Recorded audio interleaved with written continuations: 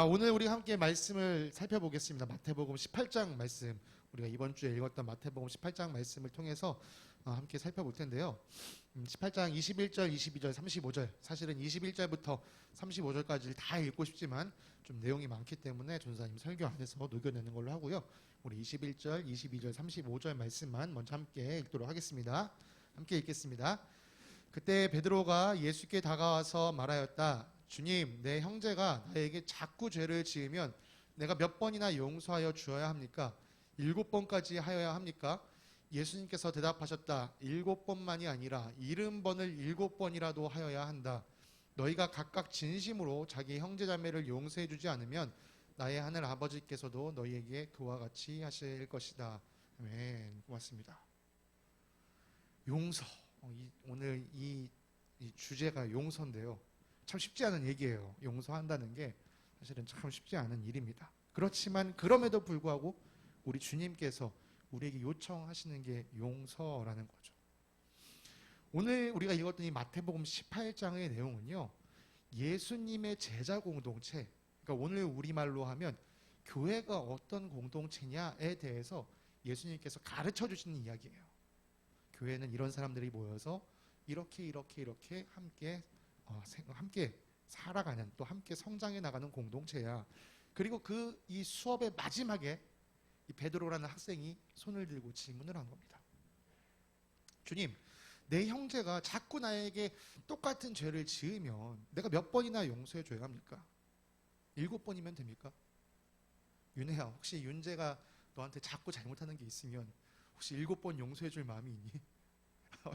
윤재야, 너는 혹시 누나가 그러면 7번 용서해 줄 마음이 있니? 자, 태영이가, 수아야, 너에게 똑같은 잘못을 7번 한다면 너는 용서해 줄 수 있겠니?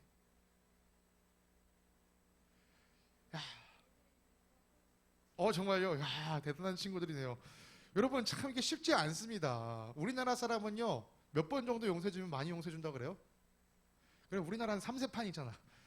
2번 용서해주고 3번까지 용서해주면 그나마 이 사람 많이 참았다 생각을 해요. 그런데 지금 베드로는 3번에 보너스 1번까지 7번을 얘기했습니다. 여러분, 대단한 겁니다. 사실 전도사님도요, 누군가에게 똑같은 일로 7번 용서해준다? 이거 잘 모르겠어요. 베드로는 이렇게 말을 하고 자기가 질문하고 자기가 답을 던지면서 예수님의 이런 반응을 기대했을 겁니다. 예수님이 날 칭찬해 주시겠지? 7번이나 용서해 준다고 말하면 예수님도 베드로야, 그래도 대단하다. 너 네가 말한 대로만 지키고 살아라. 이렇게 칭찬해 주시겠지? 이런 생각을 했을지도 모르겠습니다. 특별히 이 7, 여러분에게 7은 어떤 숫자인가요? 무슨? 소원? 뭐라고? 손흥? 그렇구나. 너희에게 7은 손흥민이구나. 여러분, 7 하면 럭키 7 이렇게 얘기를 하잖아요. 이런 것처럼 이 7이라는 숫자, 그러니까 숫자에 어떤 의미를 부여하긴 하는데요. 이스라엘 사람도 그랬어요. 이 7이라는 숫자는요, 이스라엘 사람들에게 완전함을 의미해요. 왜요? 하나님께서 6일 동안 세상을 창조하시고 7일째 안식을 취하셨다. 모든 게 완전해졌다. 라는 뜻으로 이 완전함을 뜻합니다. 그러니까 지금 베드로가 얘기했을 때 7번은 이 숫자적인 의미도 있지만 내가 정말 마음을 다해 용서했습니다. 라는 의미도 가지고 있습니다. 그러니까 베드로는 생각했을 거야. 7번이면 많이 용서했고 또 이게 내가 또 의미를 참 이렇게 드러냈으니까 예수님도 날 이해해 주시겠지. 예수님 날 칭찬해 주시겠지. 그런데 예수님의 말씀은요, 베드로의 기대와는 다릅니다. 7번만이 아니라 70번을 7번이라도 해야 한다. 우리 친구들에게 70이 70이다 이런 걸 설명하지 않아도 되겠죠. 산술적으로 계산하면 몇 번 나오는 거예요 지금? 490. 그렇죠? 베드로가 말한 7번도 대단한데 예수님이 말한 490에 비하면 이 7번은 보이지도 않는 숫자인 것 같습니다. 여러분, 이 490이라는 숫자도 다시 한번 생각해 볼게요. 70 곱하기 7, 그죠? 다시 이걸 풀어서 쓰면 7 곱하기 10 곱하기 7, 77 이렇게 되겠죠. 여러분, 7이 아까 이스라엘 사람들에게 완전한 숫자라고 했잖아요. 이 10은요, 7보다 더 완전한 수를 얘기합니다. 그러니까 의미적으로 하면 뭐예요? 예수님은 더 완벽하게 완전하게 용서해줘라. 끊임없이 용서해줘라. 그러니까 여러분 490번 용서해보고 491번째 그때야 화내라 이게 아니라 끝까지 완전하게 너가 용서해줘라. 그런데 여러분 정말 이렇게 용서할 수 있는 사람이 있습니까? 세상에. 이런 완전한 용서. 도대체 우리로서는 할 수 없는 이 용서를 왜 하라고 하실까? 그러니까 이 힘든 용서를 왜 하라고 하시는지 뒤어 이어지는 이 1만 달란트 빚진 자의 이야기로 예수님께서 설명하십니다. 이미 우리 친구들 유초동부를 거쳐오면서 1만 달란트 빚진 사람의 이야기는 수도 없이 들어봤을 거예요. 지난번에도 아마 전도사님 한 2년 전에도 한번 이걸로 설교한 적이 있는 것 같아요. 여러분 예수님이 말씀하셨습니다. 얘들아 내가 이야기 하나 들려줄게. 잘 들어봐. 한 나라의 왕이 있었어. 그 왕의 신하가 왕이 어느 날 결산을 하려고 장부를 착 들여보고 있는데 왕의 신하가 왕에게 1만 달란트 빚진 거야. 여러분 1만 달란트 이게 감이 안 잡힐 거예요. 예전에 한번 설교했지만 다시 한번 더듬어 볼게요. 1데나리온이 하루 노동자가 벌 수 있는 돈이었어요. 그러니까 하루 열심히 일을 하면 1데나리온을 받습니다. 그런데 1달란트가 6,000데나리온이에요. 그러니까 1달란트는요 6,000일 동안 일을 해야 벌 수 있는 돈입니다. 6,000 나누기 365 하면 대략 16년 정도가 나와요. 그러니까 1달란트가 16년 동안 일해야. 지금 윤지야 너 몇 살이지? 그럼 너 인생 너가 지금 살아온 만큼 앞으로 일을 해야 겨우 1달란트를 갚을 수 있는 겁니다. 그런데 문제는 뭐예요? 이 사람은 지금 1만 달란트를 빚졌어요. 16만 년 동안 일을 해야 갚을 수 있는 돈. 여러분 이 돈 갚을 수 있는 사람이 있을까요? 여러분 이 돈 갚을 수 있는 사람이 없습니다. 글쎄 빌 게이츠쯤 되면 갚을 수 있으나 모르겠어요. 갚을 수 없는 돈이에요. 자, 이 이야기 다시 한번 돌아가 볼게요. 예수님께서 얘기합니다. 1만 달란트를 빚진 사람이 있었어. 왕이 그래 불러들였지. 그리고 얘기를 했어. 야, 너 나한테 1만 달란트 빚을 졌어. 이거 어떻게 할 거야? 널 노예로 팔아. 그리고 너네 가족도 다 노예로 팔고 너희 집에 있는 모든 걸 다 팔아서 일단 갚아. 그 종이 깜짝 놀랍니다. 신하가 저보고 노예가 되라고요? 우리 가족들 다 노예로 팔라고요? 왕이시여 제발 한 번만 참아주십시오. 제가 어떻게든 조금씩 갚아 나가겠습니다. 갚을 수 없는 거지만 어떻게든 갚겠다라고 얘기를 합니다. 이 모습을 왕이 지켜보니까요 너무 불쌍한 거예요. 에휴, 그래 네가 어떻게 갚을 수 있겠냐. 그냥 내가 용서해 줄게. 그냥 없는 걸로 해줄게. 여러분 한번 생각해 보세요. 내가 평생을 일해도 갚을 수 없는 돈이 빚이 있었는데 그게 한순간에 없어졌다? 여러분이 느끼는 감정은 뭐가 될까요? 자, 나는 이런 상황인데도 전혀 기쁘지 않다. 오히려 화가 난다. 이런 사람 있나요? 없을 겁니다. 여러분 정말 이런 상황이 되면 누구라도요 그냥 그 자리에서 벌쩍 점프를 뛰면서 노래를 부를 거예요. 이 사람도 마찬가지였습니다. 왕이시여 감사합니다. 막 기뻐하면서 궁전 밖으로 나갔습니다. 자, 이 사람이 궁전 밖으로 나갔어. 그런데 궁전 밖에서 한 사람을 만난 거야. 근데 이 사람, 궁전 밖에서 만난 이 사람이 바로 이 왕의 신하에게 100데나리온의 빚을 가지고 있었어. 여러분 100데나리온이면 며칠 일하면 받을 수 있는 거예요? 세 달, 한 100일 정도만 일하면, 이것도 작은 돈은 아니지만 아까 1만 달란트에 비하면 세 달 일해서 버는 건 가능한 거잖아요. 100데나리온 빚을 진 사람이 있었어. 그런데 이 1만 달란트 빚을 용서받은 사람이 그 100데나리온 빚을 진 사람을 만나자마자 멱살을 잡고, 야 이놈 자식아, 너 언제 내 돈 갚을 거야? 너 나한테 빌려간 돈 도대체 언제 갚을 거야? 이렇게 얘기하면서 그 사람을 감옥에 쳐넣었어. 그걸 지켜봤던 다른 신하들이 감옥에 갇힌 그 사람을 불쌍히 여기면서 왕에게 가서 얘기했지. 왕이시여, 왕께서 1만 달란트 용서해준 신하가 있지 않습니까? 그 신하가 자기에게 100데나리온 빚을 진 사람을 감옥에 쳐넣었습니다. 왕이시여, 이 일을 어떻게 생각하십니까?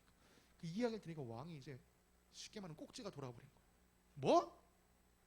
내가 1만 달란트를 용서해 준 사람이 100데나리온 빚진 사람을 감옥에 쳐넣었다고? 그 자식 다시 불러들어.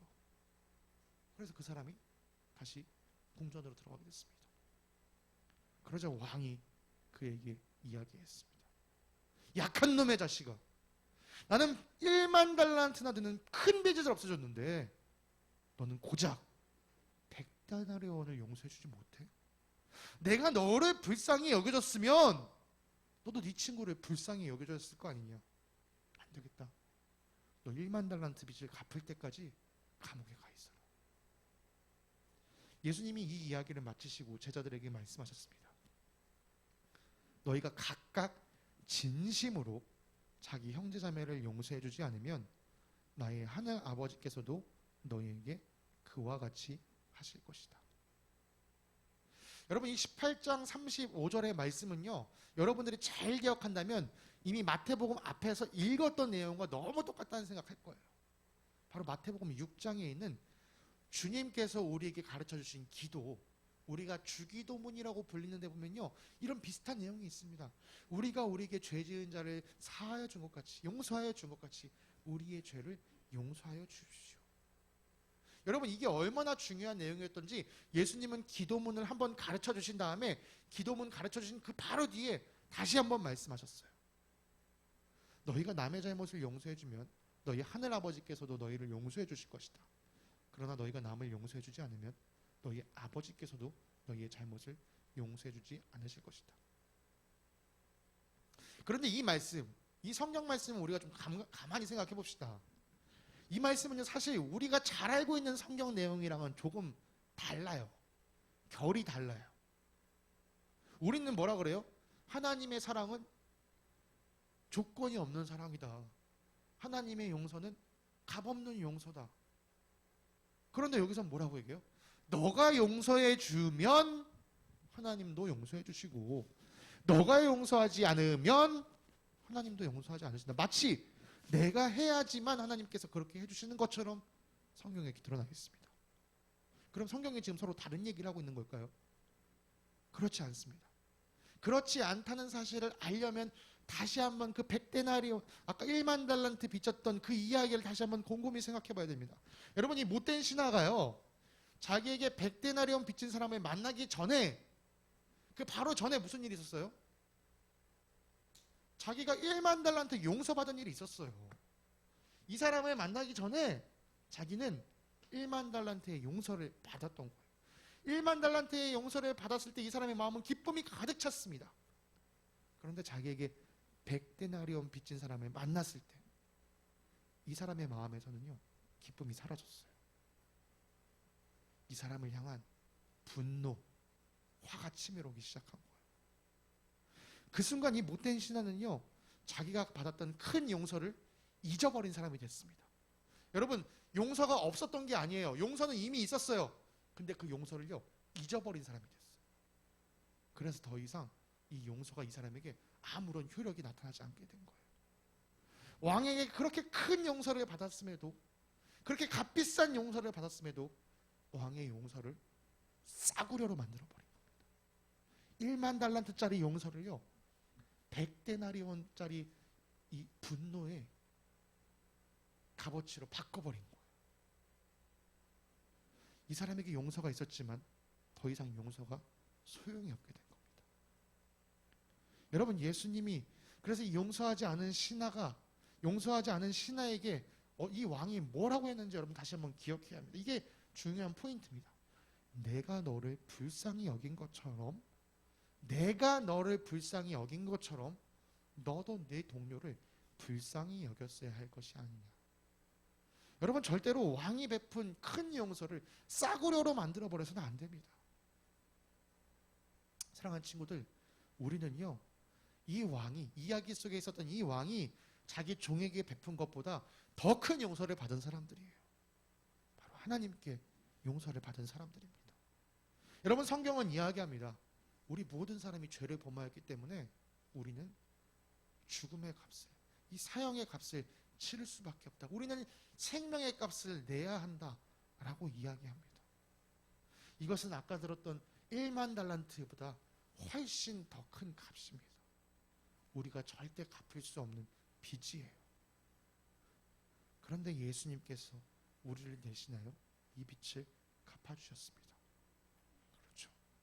십자가에 달리심으로 우리가 짊어져야 했던 이 죽음의 무게를 예수님께서 직접 다 하신 거예요. 예수님 덕분에 용서받았다는 기쁨, 이 감격이 우리 안에 있어야 합니다.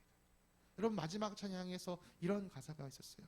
다 할 수 없는 주의 은혜, 내 죄 위한 주 십자가. 사실 이 가사가 전도사님 마음을 울렸습니다. 아, 그치, 내가 정말 다 할 수 없는데, 내가 이 자리에서 한 20분 설교하는 걸로 우리 친구들에게 그 크신 하나님의 사랑을 다 설명할 수 없는데 어떻게 해야 내가 그 사랑을 이 친구들에게 전할 수 있을까? 그걸 생각하다가 사실 어떤 답답한 마음, 아, 내가 정말 부족하구나, 그리고 그 크신 하나님의 사랑을 생각하니 정말 나는 정말 너무나도 작구나, 이 여러 가지 감정이 섞이면서 사실 그러면서 전도사님 안에서는 정말 울음이 터져나올 수밖에 없었습니다. 여러분, 예수님이 우리에게 보여주신 이 완벽한 사랑, 이 완벽한 용서의 감격이 우리 안에 있어야 합니다. 여러분, 때때로 살다 보면요, 우리 마음 가운데요, 여러분들을 화나게 하는 이 불쏘시개 같은 이 불을 던집니다. 사람들이요. 여러분 마음에 불을 지르려고 해요. 이 성냥 같은, 성냥개비 하나에 붙은 이 작은 불꽃이요, 우리 마음에 확 던져졌을 때요, 정말 들불처럼 확 오를 때가 있습니다. 여러분, 타오르는 불을요 끄는 건 쉽지 않아요. 그렇지만 내 마음 가운데 불이 던져지기 전에 그 성냥불을 끄는 건요 쉽습니다. 아까 우리 이제 사실 지난주에 윤혜가 생일이어서 밖에서 아까 생일 축하를 한 걸로 알고 있는데 촛불 불었었나요? 뒤에서 촛불 불었었어? 여러분, 촛불은 불어서 끄기가 쉽습니다. 그렇지만요, 그 촛불이 어딘가에 옮겨 붙어서 활활 타면요, 소화기를 가져와도 안 꺼질 때가 있어요. 여러분, 마치 분노가 그래요. 내 마음에 휙 던져져서 훅 타오르기 시작하면요, 꺼지기가 어렵습니다. 그래서 던져지기 전에 그 불꽃을 잡아야 해요. 던져지기 전에 내 마음을 하나님의 사랑에 풍덩 담궈버려야 돼요. 여러분, 풍덩 담겨진 곳에는 불꽃이 던져져도요, 불이 붙을 수가 없습니다. 하나님이 주신 그 사랑, 하나님이 주신 그 용서의 기쁨 안에 우리 친구들의 마음을 풍덩 담가야 한다는 것이죠. 아, 전도사님 어떻게 그럴 수 있습니까? 여러분이 잘 기억한다면 한 2년 전에 이 설교를 할 때도 우리 손양원 목사님에 대한 이야기를 했던 것으로 기억을 해요. 사랑의 원자탄이라는 별명을 가지고 있는 이 목사님, 일제시대에 태어나서 6.25 때 순교하셨습니다. 그리고 이 목사님에겐 두 아들이 있었는데요, 이 두 아들을 여순 반란 사건 때 잃어버렸습니다. 두 아들이 기독교 학생 운동을 열심히 했었는데요, 이 공산당 군인이었던 안재선이라는 사람이 이 기독교 운동을 하는 것에 못마땅히 여겨서 그 두 사람을 죽여버렸습니다. 그리고 머지않아 이 여순 반란이 잡혀고 군대에 의해 제압됐을 때요, 이 안재선이라는 사람이 잡혔습니다. 당연히 이 사람에게 내려질 벌은 사형이었죠. 근데 이 사형 선고가 내려지기 전에 손양원 목사님이 자기 딸을, 두 오빠 아래에 있던 한 딸을요, 그 재판장으로 보냅니다. 가서 내가 이 사람을 용서한다고 전해라. 내가 이 사람을 용서할 뿐만이 아니라 내 아들로 삼겠다고 전해라. 여러분, 이 이야기를 들었을 때 이 손양원 목사님의 딸이 충격을 받습니다. 도대체 왜 그러시냐. 이건 전도사님의 말보다는 이분의 직접 음성을 듣는 게 좋을 것 같아요. 용서하면 용서했지 아들 삼는단 말은 또 무슨 말입니까? 아버님이 그놈을 아들 삼을 것 같으면은 나에게는 오빠가 되는 것인데 내 두 오빠를 죽이는 그 원수가 어떻게 내 오빠가 된다는 말입니까? 하늘 아래 이런 일 있을 수 없는 일입니다. 아버지 제발 이러지 마세요 하면서 내가 막 이렇게까지 하지 않으면 예수를 못 믿느냐고 내가 아버지한테 또 막 소리를 쳤더니 아버님이 그래요. 똥이야, 성경 말씀을 자세히 보아라. 성경 말씀에 원수를 사랑하라 했다. 용서만 가지고 안 된다. 사랑을 하라 했으니 아들을 삼아야 되지 않겠냐. 아버지, 왜 내 오빠들을 죽인 원수를 내가 오빠라고 불러야 되나? 꼭 그렇게 해야지만 예수 믿는 거예요? 손양원 목사님 대답하십니다. 동희야, 내 딸 동희야, 성경을 자세히 읽어봐. 예수님께서 원수를 사랑하라고 하셨어. 사랑한다면 내가 아들로 삼지 못할 이유가 무엇이 있겠니? 여러분, 손양원 목사님이라고 해서 이 사람을 용서하는 게 쉬웠던 게 아니에요. 나중에 우리 친구들이 이 다큐멘터리를 한번 보면 좋을 것 같은데요. 목사님께서 이 피에 젖어 있는 두 아들의 교복을 끌어안고 남들이 보지 않는 곳에서 숨죽여서 울고 있는 모습을 이 딸이 봤다고 합니다. 이 딸은요, 처음에 생각했어요. 우리 아빠는 우리 오빠의 슬픔을, 우리 오빠의 죽음을 슬퍼하지 않나? 어떻게 저럴 수 있지? 그렇게 처음에 막 화가 났는데 아무도 보지 않는 곳에서 목사님이 그 피 묻은 교복을 끌어안고 꺽꺽 울고 있는 모습을 보면서 우리 아빠도 너무 힘들었구나. 우리 아빠도 정말 힘들구나.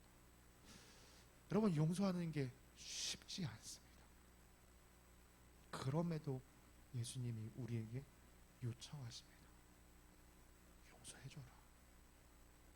내가 너를 용서하잖니. 여러분, 우리 스스로는 용서할 수 있는 힘이 없어요. 여러분이 뭐 용서하는 흉내는 내줄 수 있어요. 아, 그래, 내가 한번 참아줄게. 이런 흉내는요, 한두 번, 7번까지 낼 수 있습니다. 그렇지만요, 정말 끝없는 용서는요, 우리 힘으로는 할 수 없어요. 하나님도 그걸 아시고.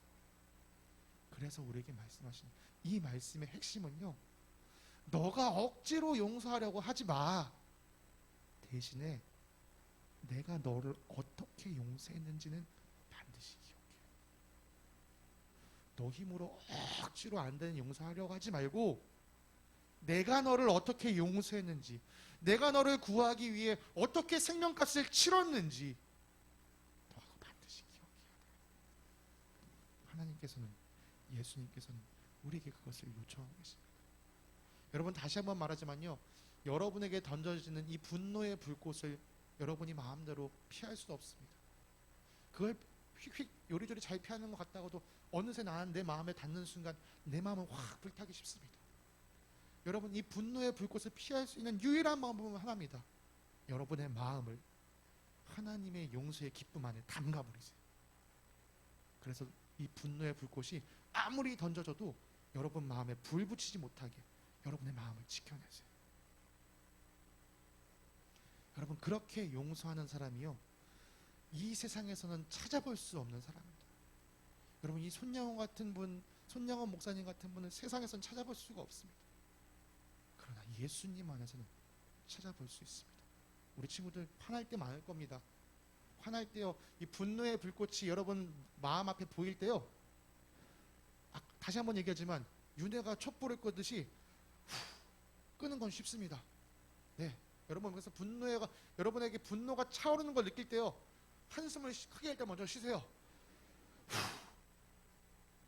그리고 잠깐 마음에 눈을 감고 십자가를 떠올리세요. 아, 내가 이런 용서를 받은 사람이지. 아, 주님이 베푸신 이 용서를 먼저 기억하자.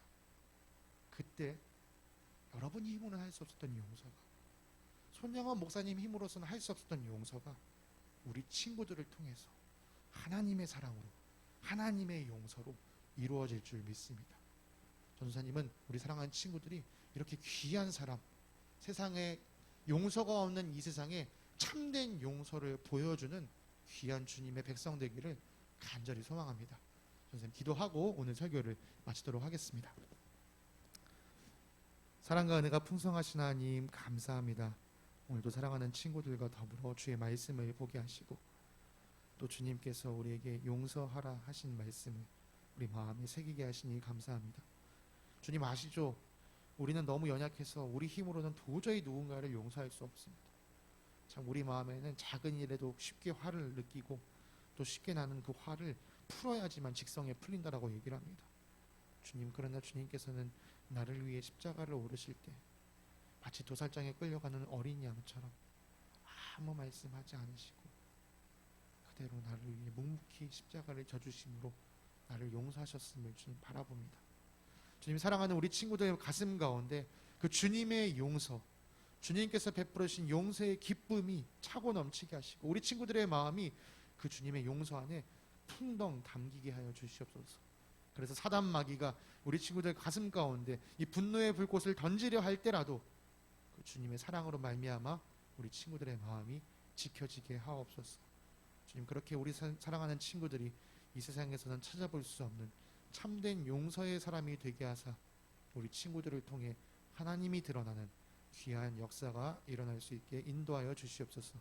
우리의 크신 은혜를 베푸신 주님께 감사드리며 거룩하신 예수님의 이름으로 기도드립니다. 아멘.